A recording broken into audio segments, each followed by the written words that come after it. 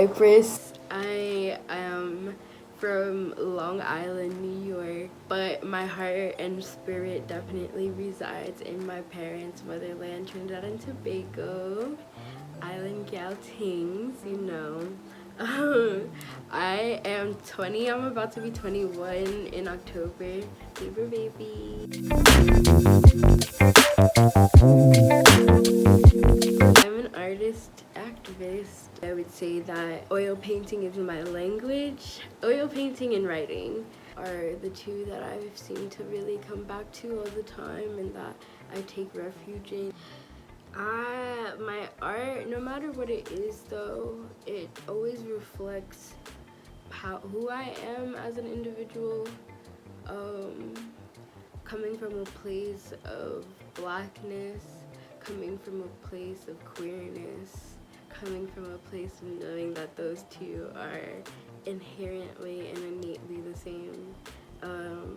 I'm transgender, I'm non-binary, I use they, them pronouns, and definitely my art is about healing myself in the embodiment that I am in this vessel that is not just a vessel but also a divine reflection of like my spirit as a black queer individual, as a trans individual, as a dark-skinned person. Like these things are things that like I didn't choose consciously, but I believe my spirit and my soul chose before I was born. So I take that with pride and with confidence, and I'm just like here to explore the lessons that I need to learn in this body. So my art definitely has been a space for self-exploration, for studying myself, for approaching my internal dialogue with curiosity rather than judgment. So I think like what inspires me in terms of my artwork is like myself and my relationship to God, my relationship to the Most High, the Divine Creator, Mother, Baba, however you wanna refer to that energy. How do I stay inspired? I feel like that is a perfect tangent. I stay inspired by giving gratitude. I stay inspired by remembering who the fuck I am. That's on period. Yeah, I mean like honestly lately I've just been telling myself that writer's block or like creator's block is not a thing. Like just do away with that notion, like it's not a thing, and just like asking myself and tuning into my body about what I need as an artist, as a creator, like and definitely in this current political social climate that we're experiencing with coronavirus and the resurgence of the Black Lives Matter movement, because you know like it needs to be noted that this pandemic reality that we're experiencing, I don't mean to put quotes because I definitely believe in coronavirus, but like this reality that we're experiencing currently internationally and universally is a reality that has been for Black people, for queer people, for people that find themselves at different intersections within the margins of society. So I want to acknowledge and honor that like my people have been getting shot, my people have been getting snatched up and murdered, and nobody's even wondering where they are besides like their families, you know, but who's looking for us?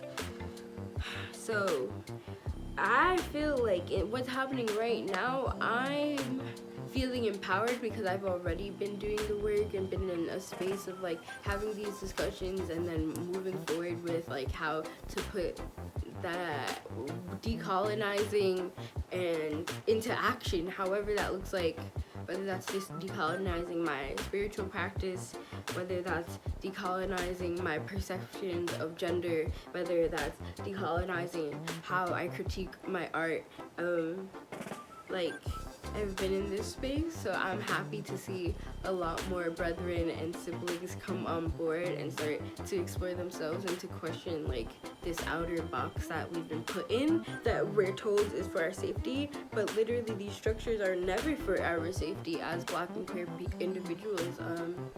They don't care about us, they don't consider us, so it's a box. So don't be fooled, I guess, by this security, because it feels comfortable. It's our comfort zone.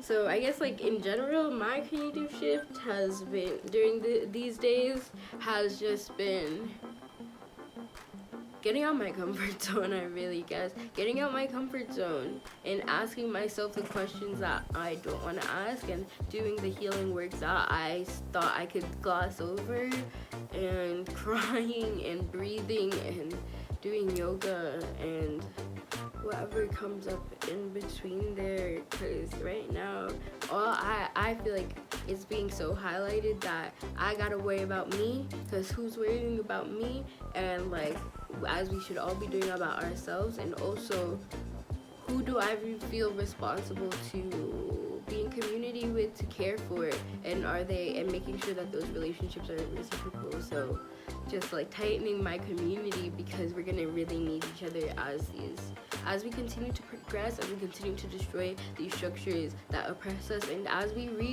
build. And I guess that I could show y'all some pieces that I've been working on that have brought me joy as of lately. This one this one was starting like 2014 or something like that, and I came back to it in the beginning of the pandemic, like March.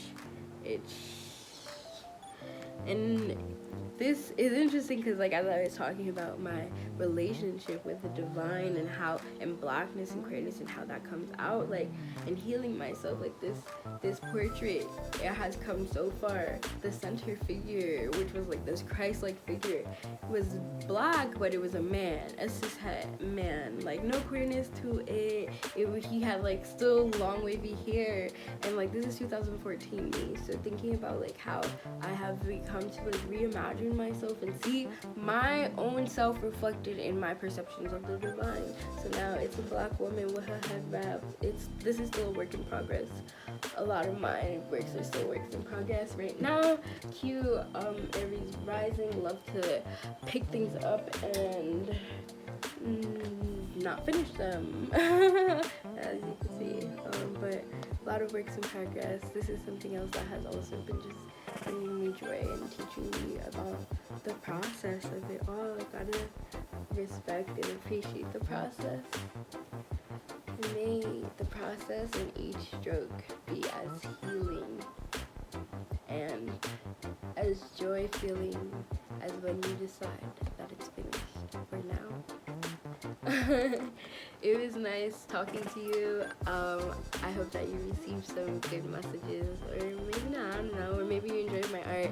I don't know. My name is Cyepress. You can catch me on Instagram at Cyepress0 Cypher. So that's CYEPRESS